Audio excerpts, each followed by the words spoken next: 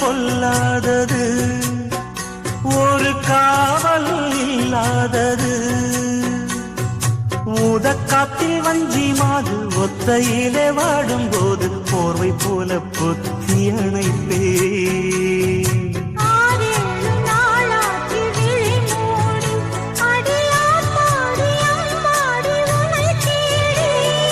நீதானே மானே என் இளஞ்சோடி, உனை நீங்காது